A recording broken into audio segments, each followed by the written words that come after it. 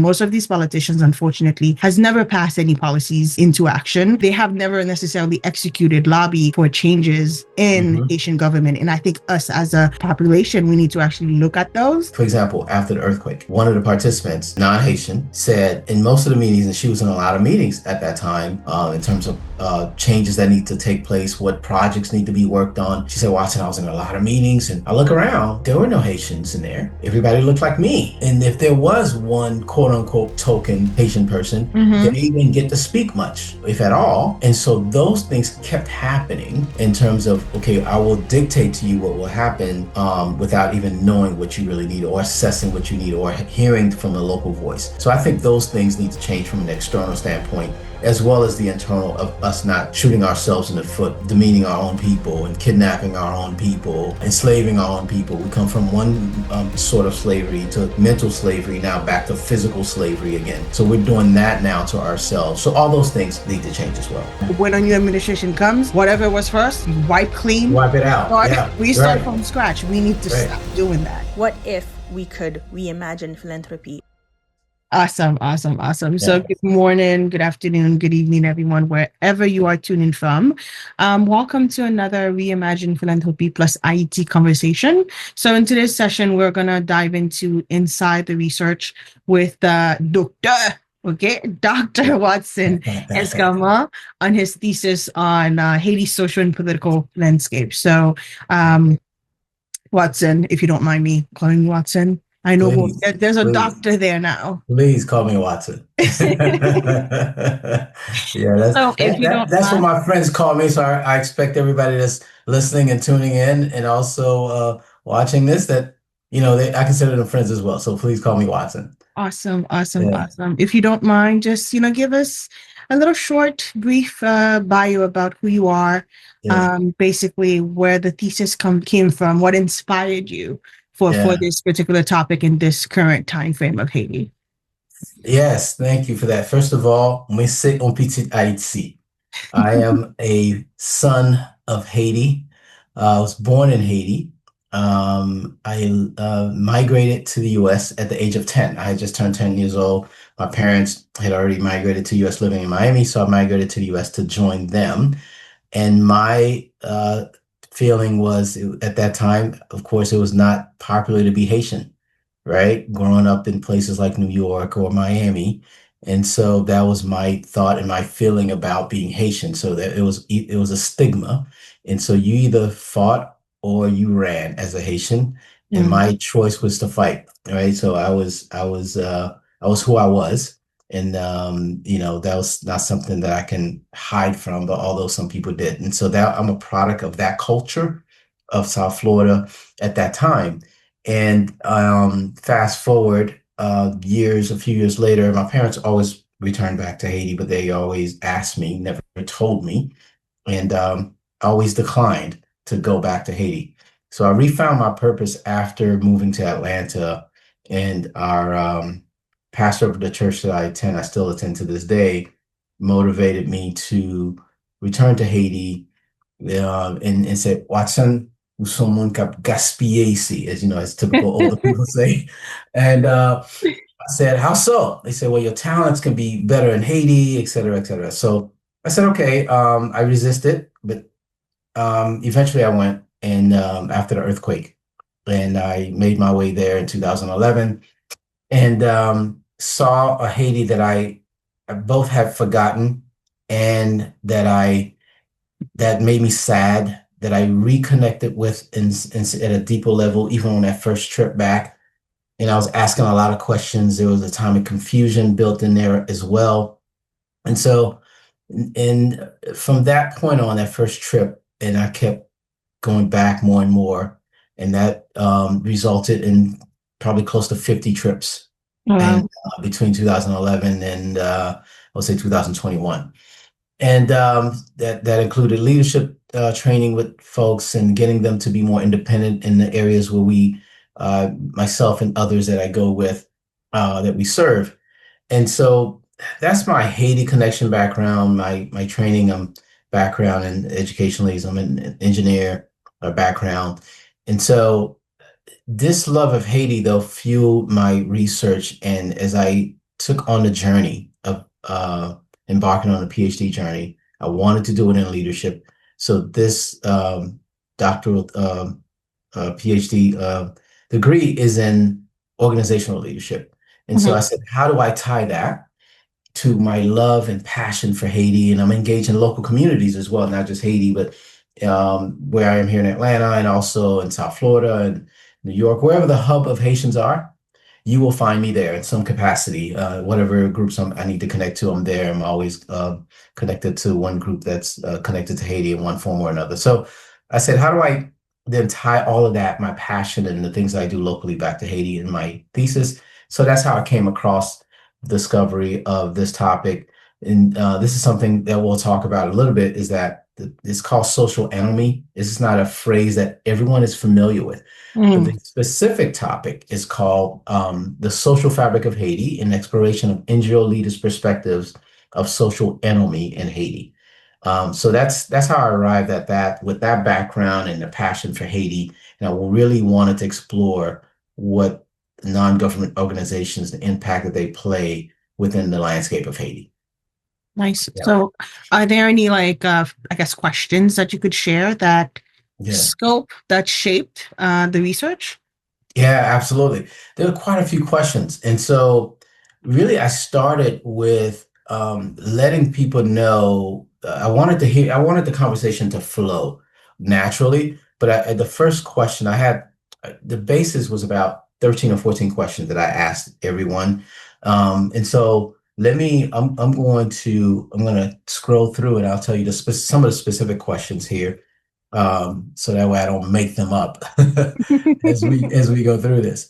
So there are three base questions, right? The three base questions, and then there are sub questions under each base question. The three main questions were, what is your perception of social anomie within Haiti? So this is a question I would ask the NGO leaders.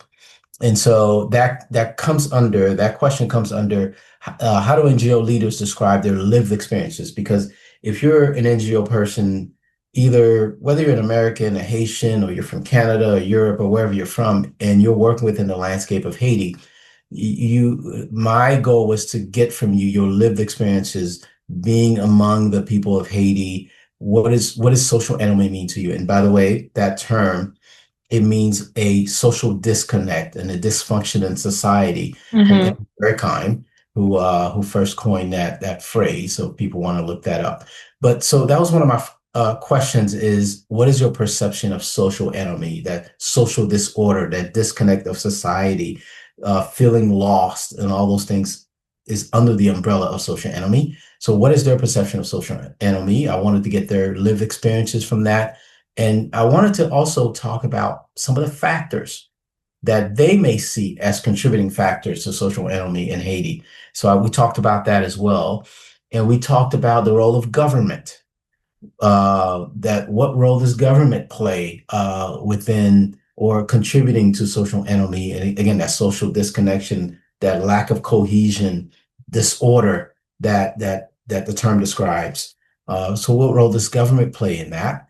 And we went from there. We talked about classification. So one of the things I really wanted to get into with them, especially those who've been there a while, is there's different, Haiti has gone through several phases in its recent past. Is that there was a pre-Haiti, pre-earthquake, pre-2010 earthquake Haiti. There was a post-2010 earthquake Haiti.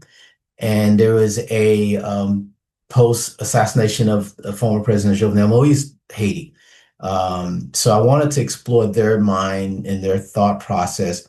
How do they see Haiti within those three timeframes? So we talked about that, and many other questions as well that we got into, and we talked about their own role of contributing potentially to the social lack of social cohesion within Haiti. What is NGOs' roles within that as well?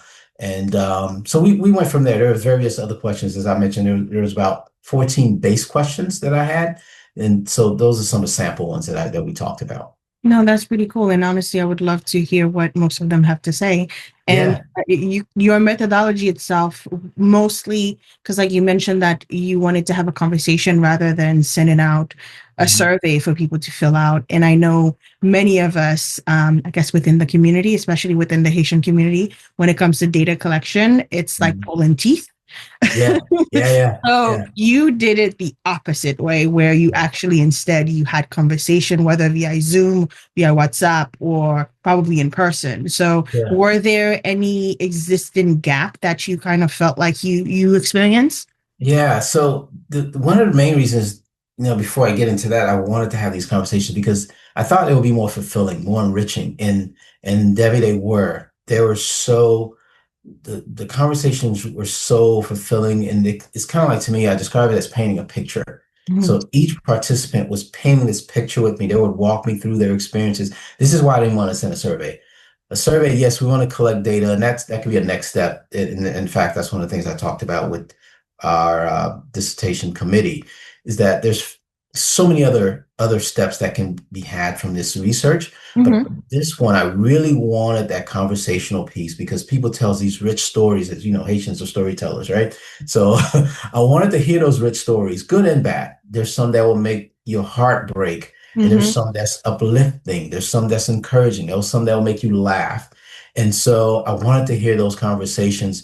In terms of gaps, however, there were lots of gaps because I wanted the conversations to be more. For example, they answered my questions and I kept it within that time frame. And most people, we kept it to an hour, hour and a half at most. Didn't want to take, people's time more. Some, however, we had to do it in 2 or 3 meetings. Second.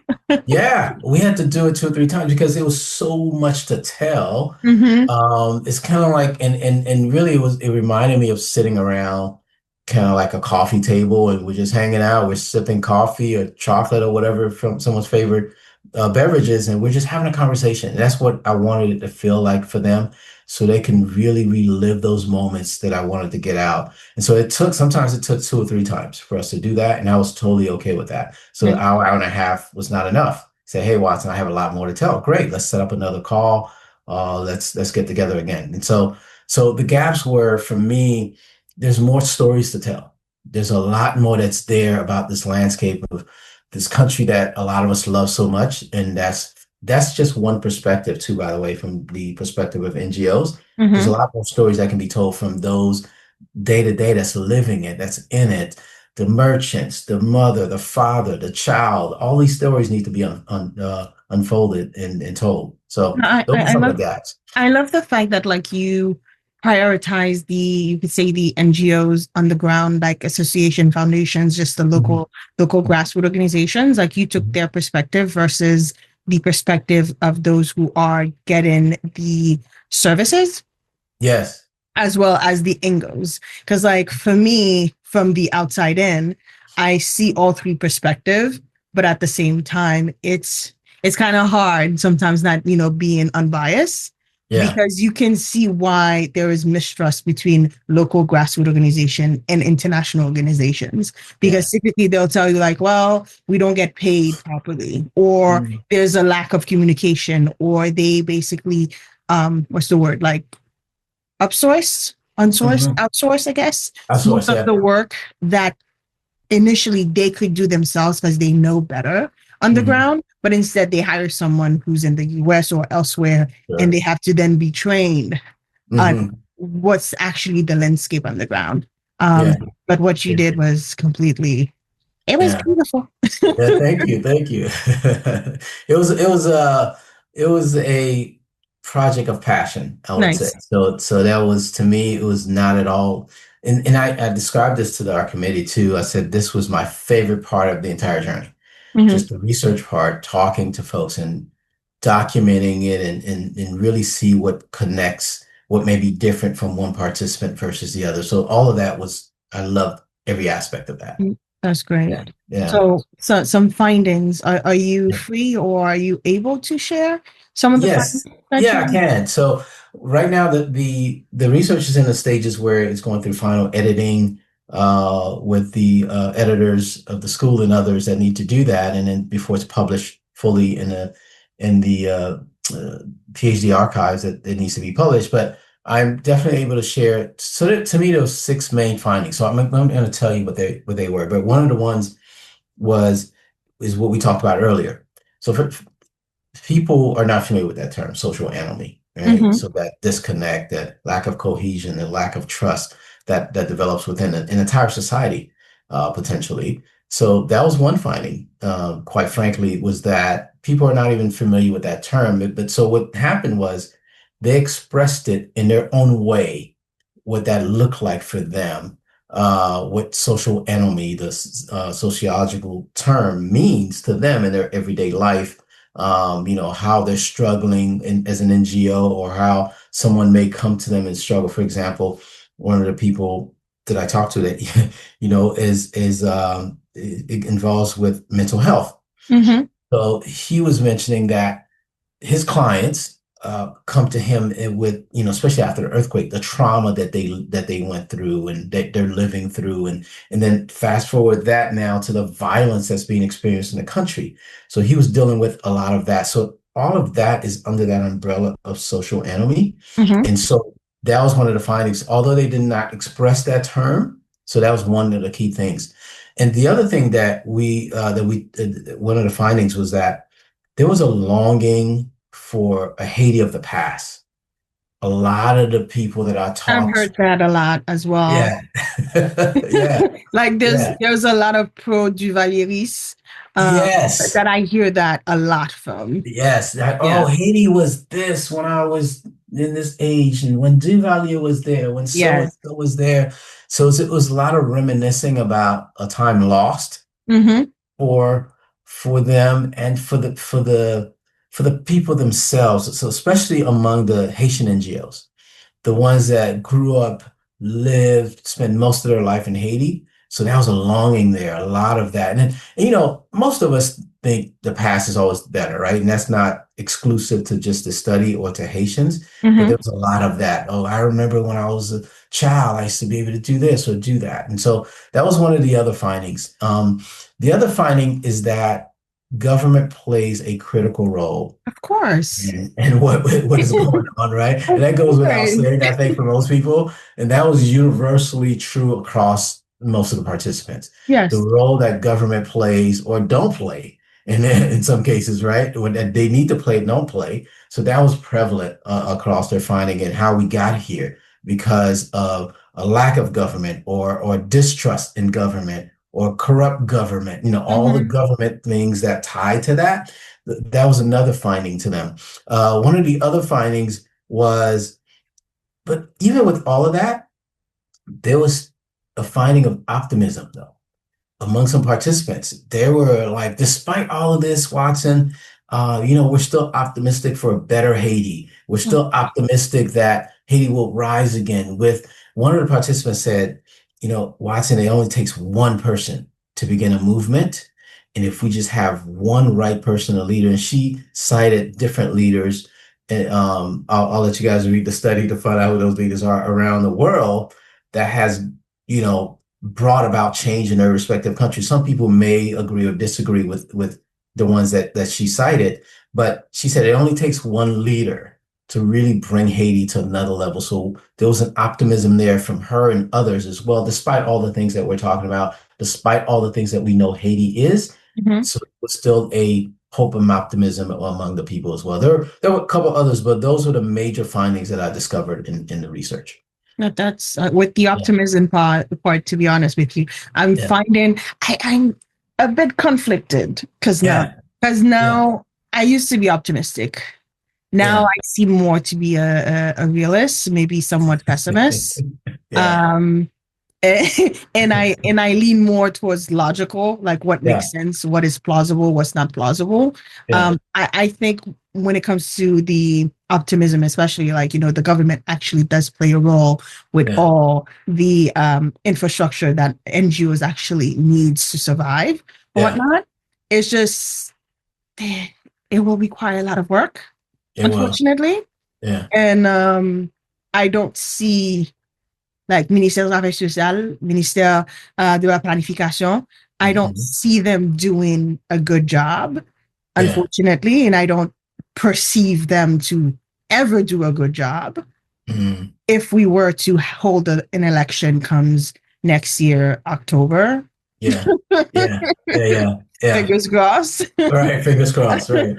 Yeah. I think it's just a matter of like, there's a lot of cleanup that needs to be done that unfortunately, I believe that us as a community, us as a population, we have to, there's a quote that I saw recently. I can't remember the exact word, but it's more so of you cannot point out the oppressor when you yourself are is the oppressor.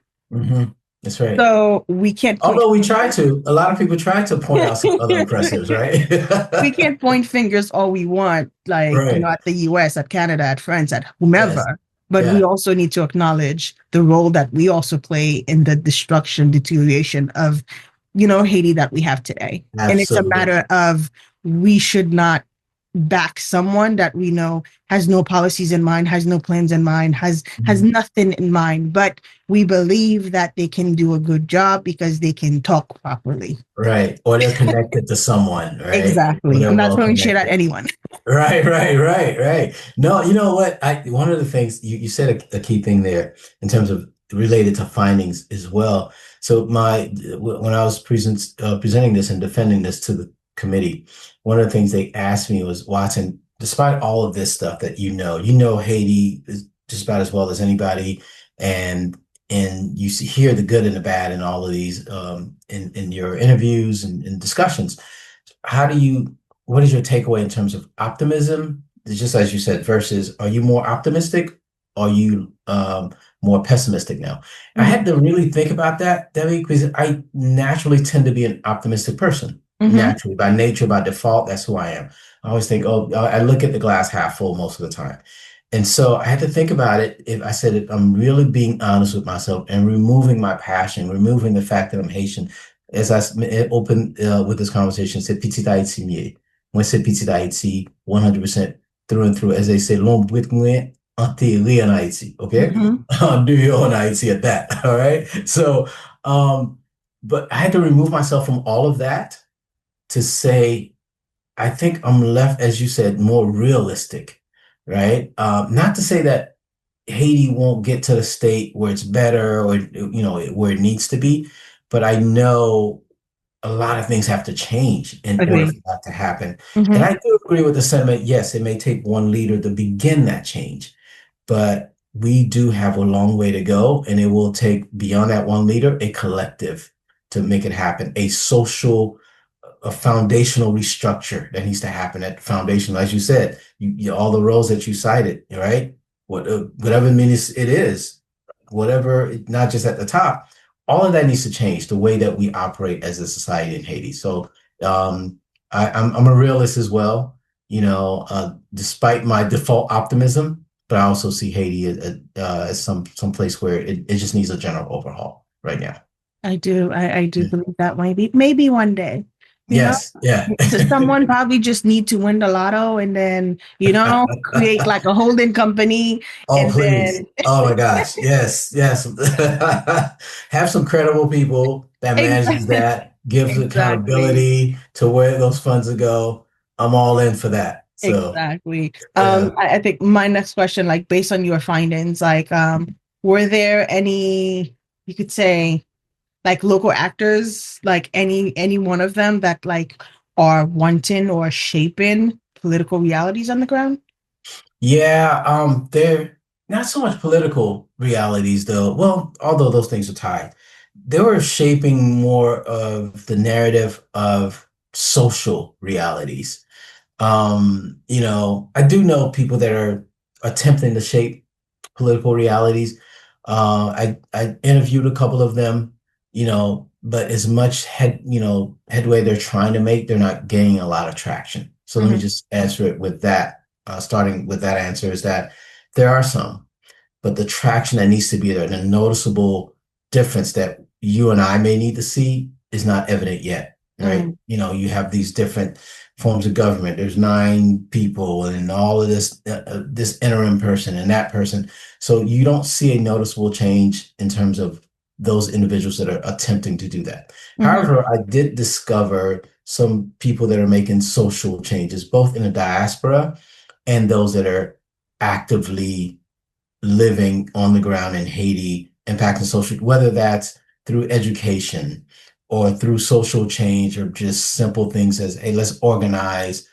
I don't know, it may seem simplistic, like a trash pickup. Let's change the way we educate kids, and let's not let this violence hinder us from educating kids and things like that. Mm-hmm. Or individuals that involved in things like healthcare, for example, and really in the face of what's going on in terms of the political instability and violence, are still providing that healthcare to individuals in certain places. So those things, as part of that defiant optimism, but it's also people impacting real change day to day. That yes, there's everything's connected to politics, but I center it more around the social aspect of change that's happening. It may not be happening universally on a huge level, but it's happening in pockets in different parts of the country. Okay. I mean, I do see that as well, especially with the trash pickup that you have in Okap. Yes. There are other places. I think Okap has more visibility, probably because of like people who has more following, Yes. that's showcasing it versus people with less following on social media. And then you have like you can see the whole health aspect of things. I forgot the exact name of the hospital. She's based in Cité Soleil. She's still active, and ultimately, like there are people on the ground who's actually doing the work and who has enough backing in our, I would say, nouveau génération. Yes, that's the other thing. We're more in the millennial generation, Gen Z Mhm. generation, so we have more experience, hands-on experience with technology, and most of these people that I'm seeing that have, I won't say more impact, but are more impactful on these social platforms, 99% of them actually study or live or experience Haiti outside. Yeah. By the way, the person you're talking about is Cayenne. Yes. L'Hôpital Fontaine. Yes. I'm very familiar with that hospital. I wasn't sure if I was allowed to name people or name. Maybe we can edit this out. Maybe we should edit this part out. But yeah, I'm very familiar with that hospital, though. Personally, I've been there a few times. So yeah. So yeah, we're not allowed to name people, but that's fine. That's okay. Yeah.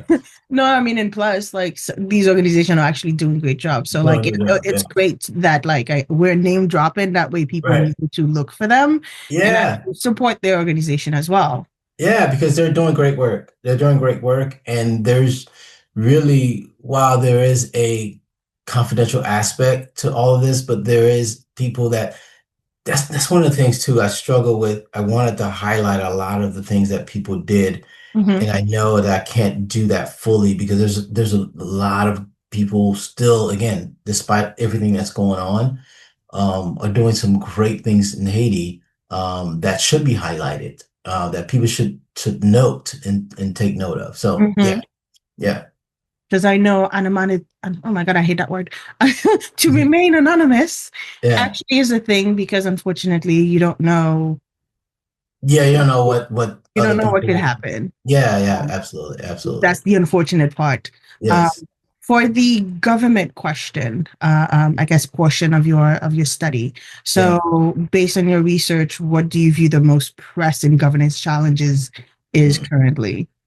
Oh my goodness. Oh, we can talk about this one for a while. So,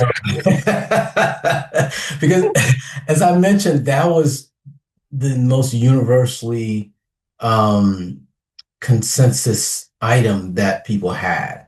The role, or again, lack of government that's there, or the items that government are doing that are really detriment to Haiti. So really, as I mentioned, for most people, from some, they mention starting with one individual, but I see it bigger than that. I see really at a grassroots level, really breaking down the whole foundational system, how Haiti is structured in terms of politics itself, and who gets in, who are the players. That whole paradigm needs to change. So I Mm-hmm. think that was the biggest takeaway. The paradigm that you mentioned earlier too. Okay, I know somebody, or because I'm well spoken, because I'm well connected, now I get elected.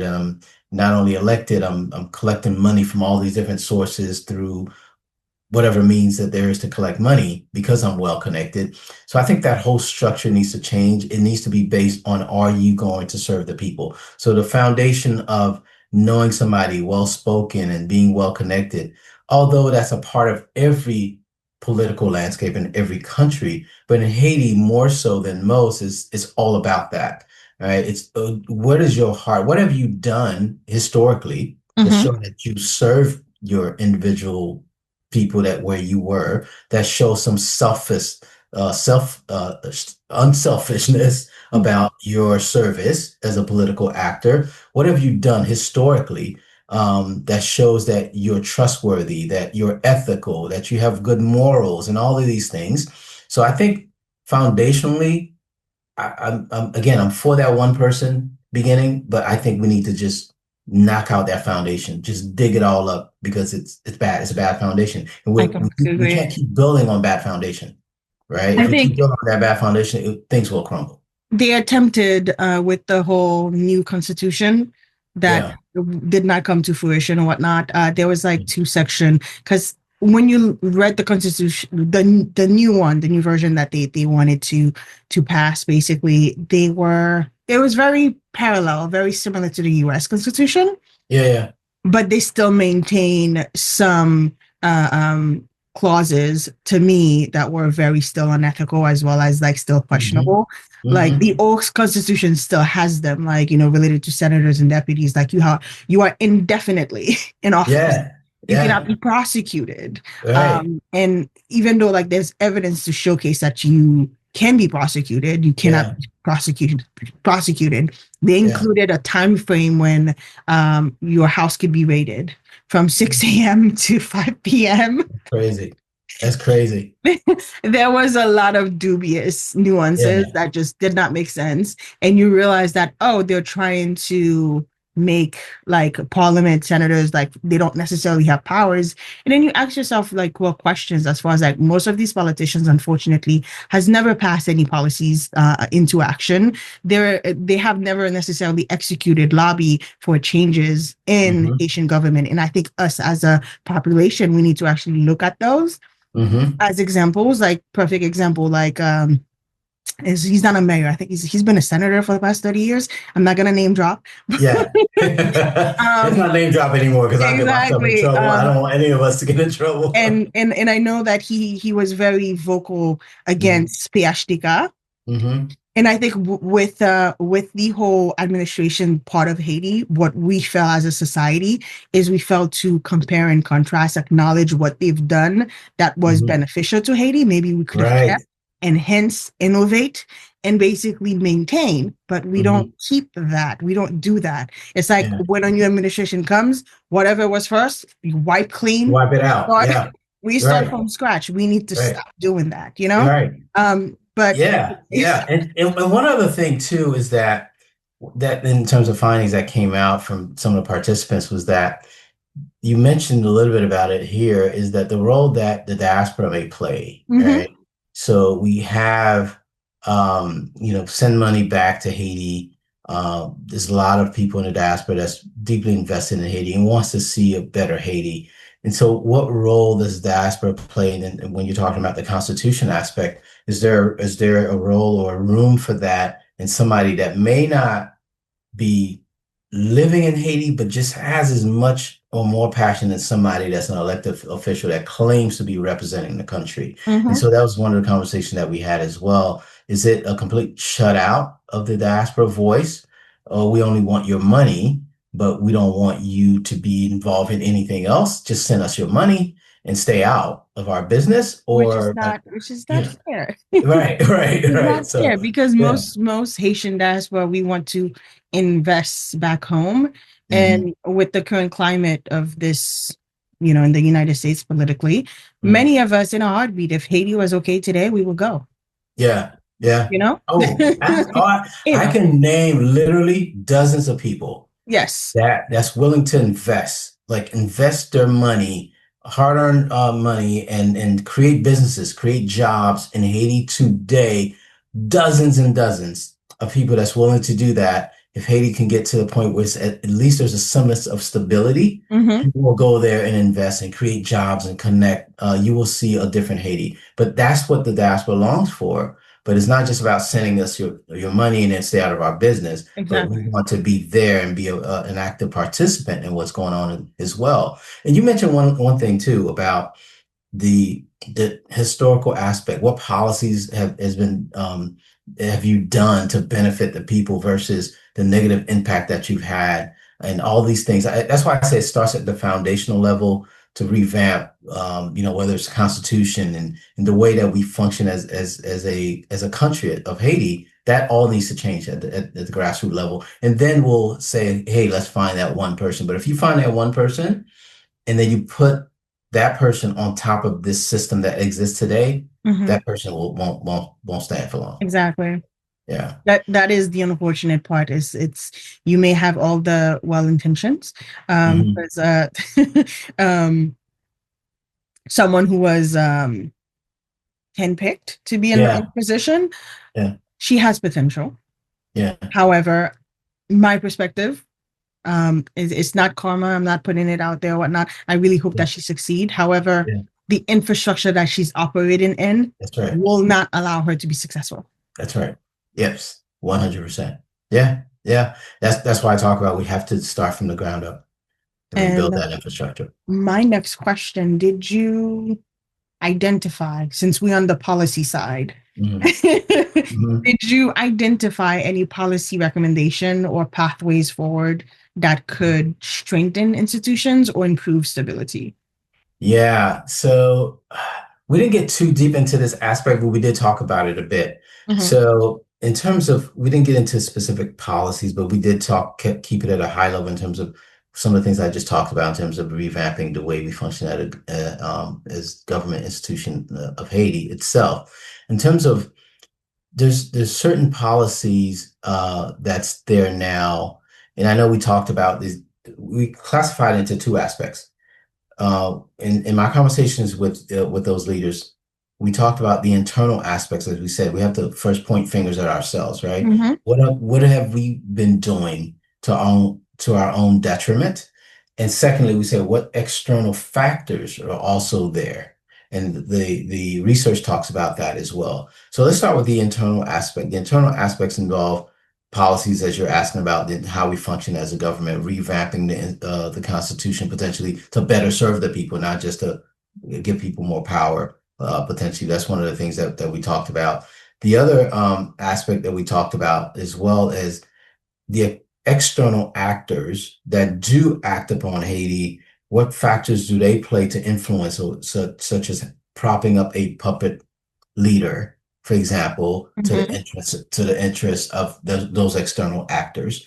So those things need to change as well. We keep saying, yes, Haiti needs to own their own change. Yeah, like the Haitian solution. Yeah, right. They need to find their own solution. But there are, it is real that there are external actors that says, hey, we will put somebody in place, and the opposite of that is also true, that we will ignore you in your time of need as well. And maybe I am asking for help, the proper help that I need to control as a leader in Haiti, but you want to give the help in a way that you see that it should be given. It's like, no, I know what people want. Let me do it my way. Yeah, let me do it my way. Let me distribute the help the way that I think will be. No. Unless you do it my way, you're not going to get it. So all those things need to change. Those are some of the things that we talked about, having more power.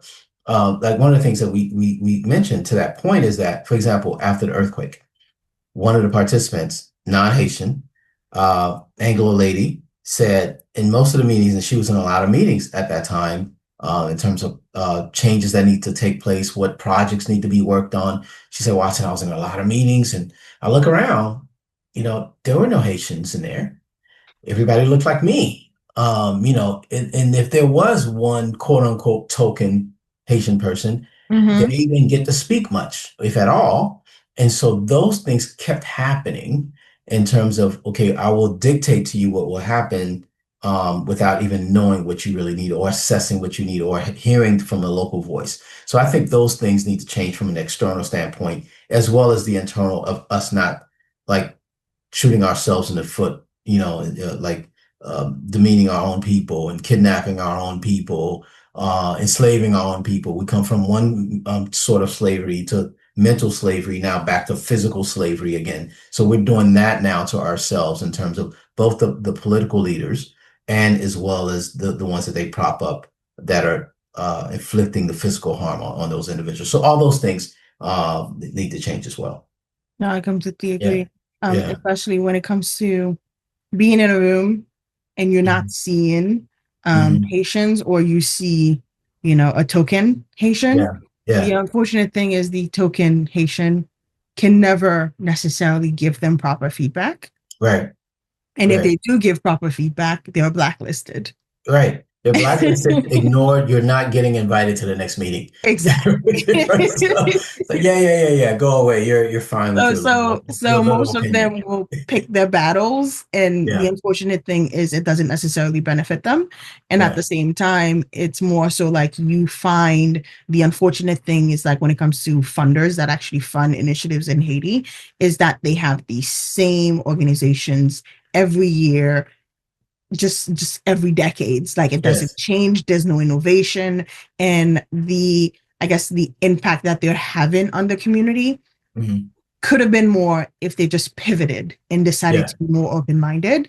And you kind of also see that from the funders' perspective, where there is a lack of trust with local grassroots organizations, people that they don't have that relationship with, where they fear that, oh, if we give you the money, you may mismanage it. So they become very, I guess, tight with their money, or is more so like very micromanaging. It's like, we tell you what to do. Right. And you just execute. And if it fails, it's not our fault. It's your fault. It's your fault because you didn't do it the way that we asked you to do it. Exactly. Yeah. So there's a lot of that as well. Yeah, absolutely. So if you could advise anyone, not from a policymaker's perspective, because we're not there yet. We're not there yet. But if you could advise anyone who's within the sector, either NGOs, international non-governmental organizations, or like funders themselves, like based on your findings, what would you tell them? Yeah. The first thing I would tell them is something we talked about too. I talk about it in research, is take time to listen.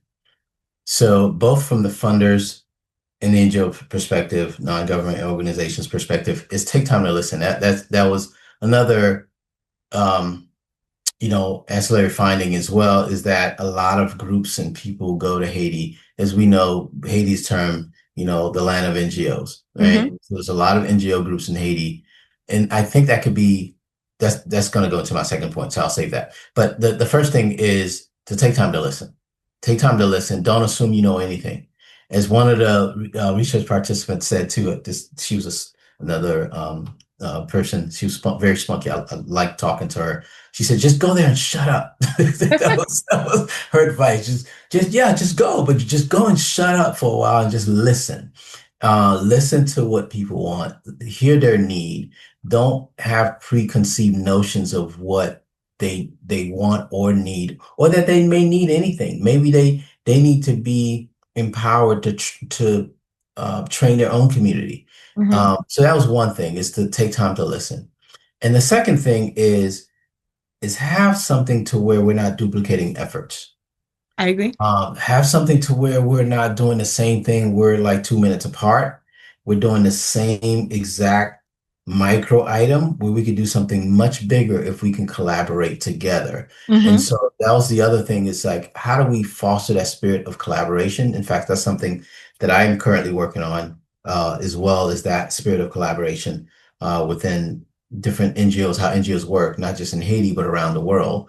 And we'll talk about that some other time. But so that spirit of collaboration needs to happen, not just land, helicopter drop in Haiti and say, oh, don't find out anything about anybody around you. Pick an area, pick a town or a village or an area and say, hey, I'm going to do this here. You don't know anything about the people. You don't know who the local leader is. You don't know what they need. So find that other partner, potential partner that may be working there, and maybe partner with them and do something bigger in that area. So that was another finding, another advice to leaders was to do that. And also thirdly, and this is the harshest and most difficult for people to understand, work yourself out of a job. Work yourself out of a job. And people are like, what are you talking about? I've said this once. I would love Uh, to run nonprofits out of business in Haiti. yes. And someone took offense to that. See, that, because that mindset, Debbie, is that they won't have a job and they want somebody to be independent and dependent on them for the rest of their life and generationally have that happen. That's not how you should do it as a NGO leader. You want to go there to eventually, you don't want to have this perception of creating dependency for years or sometimes generations where Agreed. that person is not able to fend for themselves. The parents were like that. The child is like that. The grandkids are now like that. So you want to create a place where people can be independent, can be self-sufficient, and they can then supply for their own needs. Do that and move on to somewhere else where they can do that, right? And eventually, It also gives the nonprofit the opportunity to innovate, that's to right. come out of just operating as a nonprofit and then Yeah. go into like social work, go into like Yeah. creating businesses. Yes. Like perfect example, I love the concept of city harvest. Mm-hmm. There's the one in New York, the five boroughs of New York City, and then Mm-hmm. there's also City Harvest in the UK. So for them, Okay. even though yes, they are nonprofits, but they're also using business modules where Yeah. not only are they employing people, but they also providing for their community. Yes. So using that same concept, be innovative, I don't know, be wild. Right, right, right. Yeah. Yeah, that's what you want. You want people to eventually fend for themselves and be self-sufficient. If Yes. that's the main goal for you, eventually, if you continuously do that, you will work yourself out of a job because there will be nowhere else for you to do that in that specific area or in that country and so on. And maybe you move on to another place, another country. Mm-hmm. But eventually, if you follow that model to work yourself out of a job, then that should be the goal. So those are the three main things that, just go there and listen. Secondly, create a spirit of collaboration. And thirdly, the goal should always be for you to work yourself out of a job, or said another way, for that area where you're working to be self-sufficient and independent as quickly as possible so you can move on, so you can get out of their way and let them be a community that they need to be. I love that. And to Yeah. add on to the part about collaboration, I believe this is where South NGO comes in for Mm-hmm. anyone who actually wants to collaborate, like to Yeah. utilize our directory and find organizations that's actually already doing the work.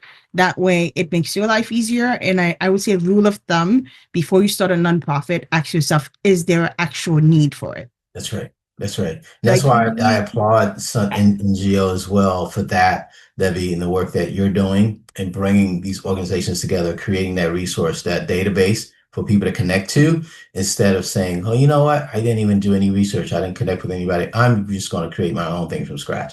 And mhm. somebody could have existed. It could have just been a simple email or something. And you can It's say, like, no, hey, you want to collaborate? yeah, exactly. It's So, like I have some ideas. I saw your website, or I saw what it is, what you're yeah, doing. I think you could do more. You could have more impact. yeah, Can we sit down and let's see if like maybe I could be a partner, maybe I could be a donor. You don't have to actually create a nonprofit. You yeah, can have different roles, yeah, for yeah. organization that already exists. Absolutely. Absolutely. Yeah. Agree. But a lot of times, sometimes people just want control. Sure. People want control. So then you'll have these thousands of NGOs because everyone wants to do it their own way. No one wants to have that collaborative spirit. No, everyone wants to be that leader to do something and make a so-called impact. And Now, that's this that's is one of where the bad things too. distrust then is created because Yeah, everyone is working in silos and that's it's right. like nobody's communicating with one another.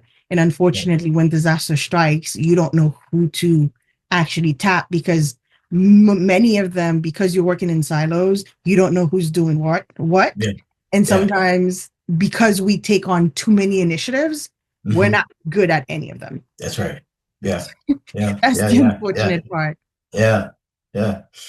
So how do you currently, I guess, how do current social dynamics, migration, youth engagement, inequalities interacts with this political Mm, instability? yeah. So good.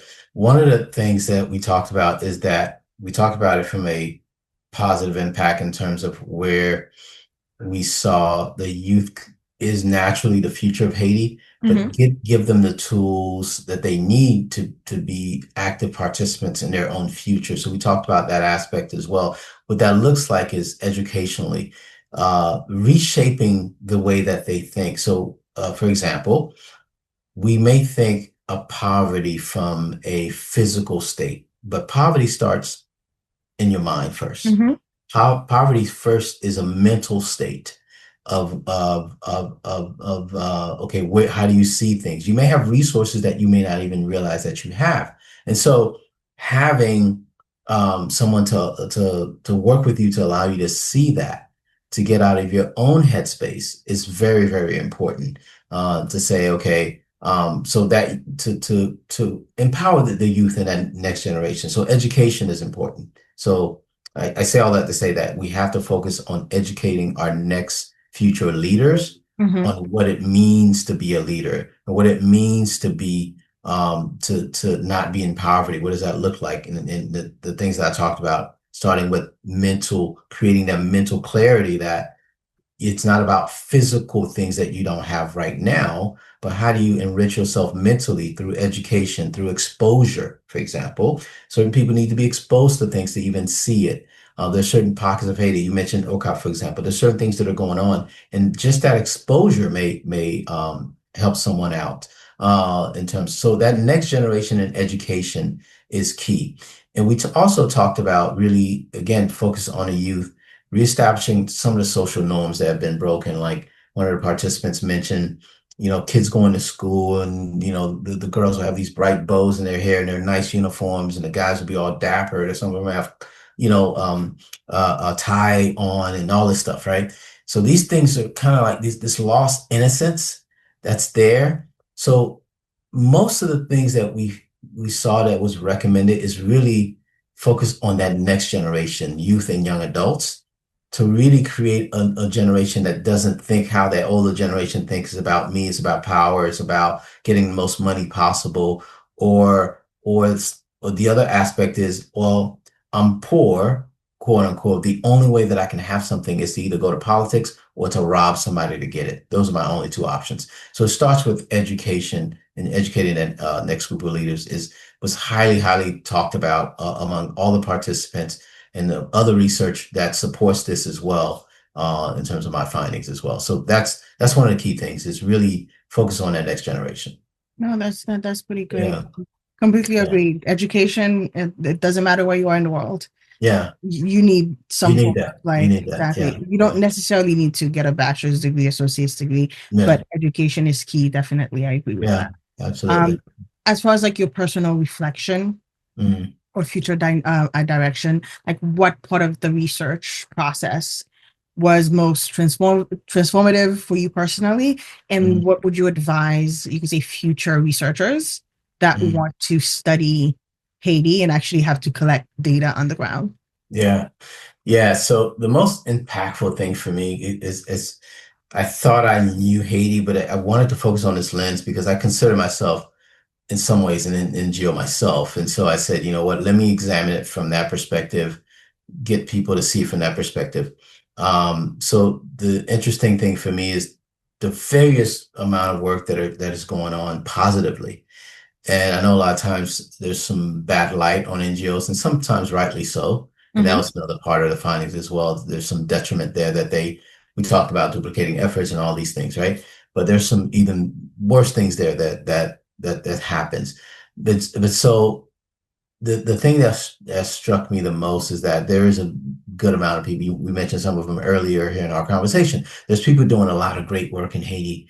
That was striking to me, despite all of this, the negative things that are happening. There's pockets of quote unquote resistance to that. There's pockets of positive change that is happening. So in terms of what's next, there's so many things that I can cite that are next. I would love to see what I would call an ethnographic study. So where somebody's really embedded with the people, like living there, like let's say I go there and I'm living there for a year and living there day to day and collecting that data from different perspectives. For example, you're collecting it from that street merchant, you're collecting it from a parent, you're collecting it from a professor, you're collecting it from the everyday person that's on the ground. You're living there, but you're there to collect data for that year or 6 months or whatever, however long you're there, to see how people react to different things in terms of social, political instability in Haiti, what that impact has on them. So my study was from the NGO perspective, but I would love to see something that's from the everyday citizens perspective of Haiti, where you're living there, the life yourself, and you're just there mostly as an observer. You're not there to change anything. You're not there to upset how things work. You're just there to observe and collect data in terms of how people live day to day and the impact they make, their struggles have on their lives and their kids' lives, and how does that impact, school grades, for example? How does that impact mental health, for example? All these things. There's so many branches that stems from this. For example, if a child is studying and they're not getting the proper nutrition, how does that impact them? Right? They're not able to, their parents not able to feed them properly. So, but it takes somebody to be embedded, create an ethnographic study that I would love to see that. The other recommendation I make, and we talked about this earlier too, is the diaspora impact. What is the diaspora impact to what's going on in Haiti, positive or negative? Or said another way, what can the diaspora do to perhaps have a positive impact in Haiti besides just sending money? What does that look like? Because myself and yourself as part of the diaspora, we look at it and say, okay, sometimes people feel helpless. Okay, what is it in a structured way, in a collective way that we could all do to then have a positive change and impact in Haiti? All those can be studies in the future as well. No, that's honestly, sounds fun.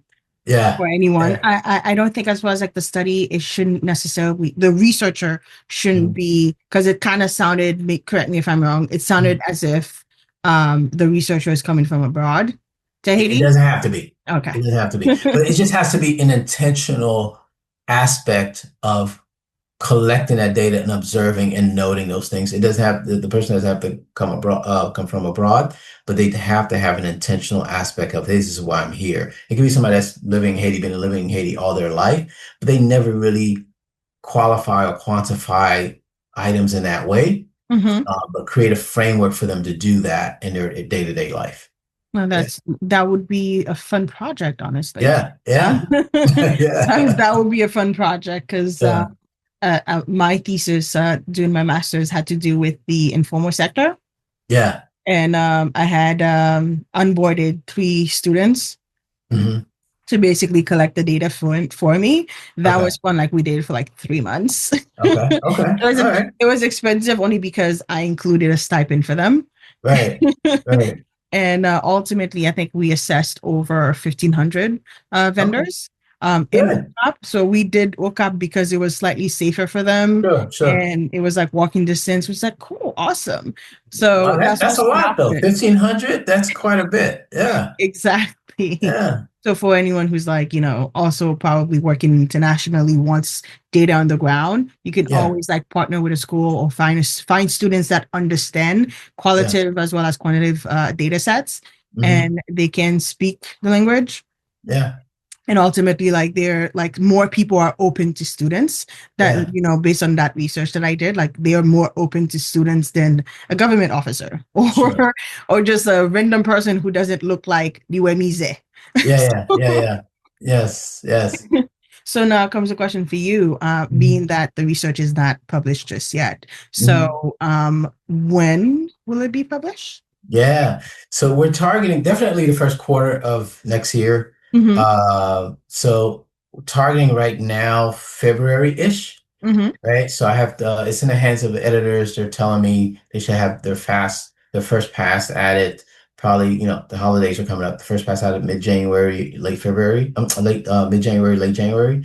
So by that time, and if there's any other listings and sign off that needs to happen, it'll probably be like early to mid-February. So we're targeting mid-February as the final date for it to be fully published. Or at least they're saying, you know what, just go ahead and get out this first iteration publicly, even if it's not copy to the respective archives or anything like that. So I'm targeting mid-February for that, all of that to happen. And when Yeah. that happens, we will share Oh, it. you will get a copy for sure. Please share it with the world, please.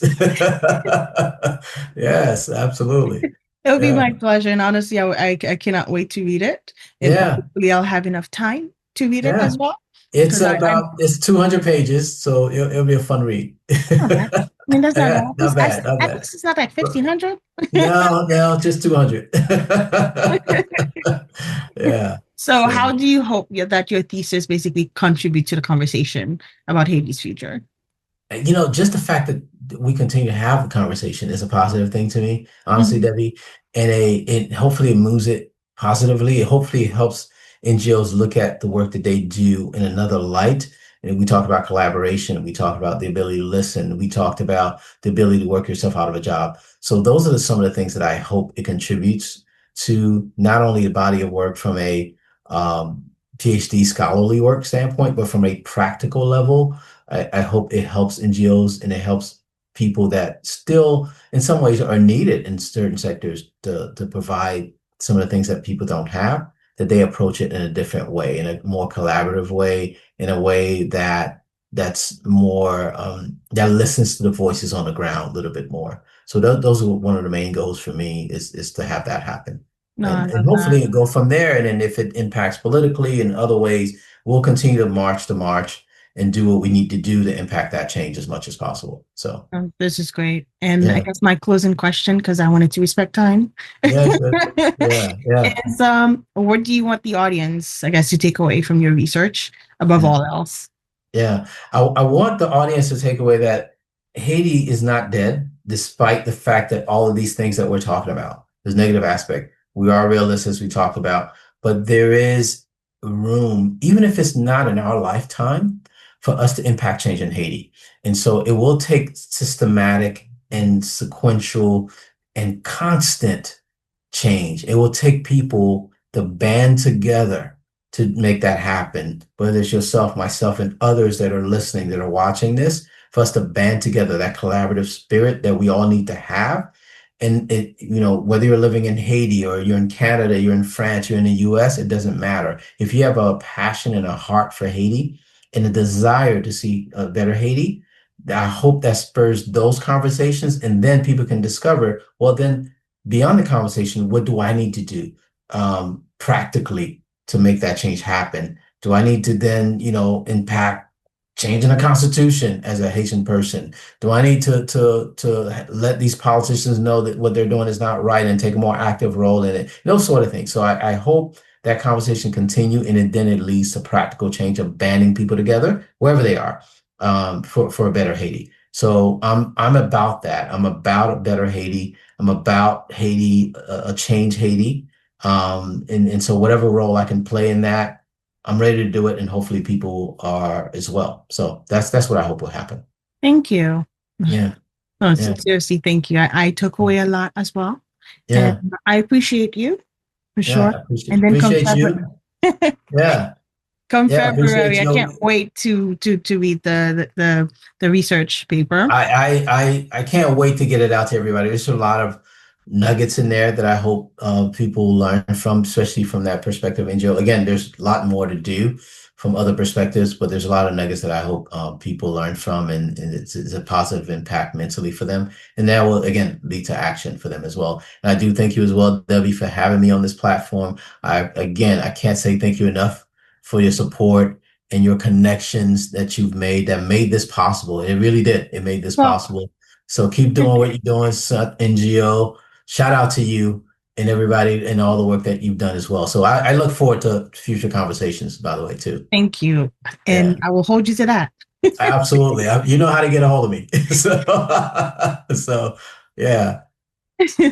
Enjoy the rest of your day. Enjoy your Yeah. holiday if I don't speak to you, I guess, Yes. by then. Yeah, And you you don't hear too. me back. You don't hear me, I guess, like back until February. No problem. No problem. All right. We'll be in contact. Happy holidays to you, and we'll talk soon. Thank you. All right. Bye. Bye.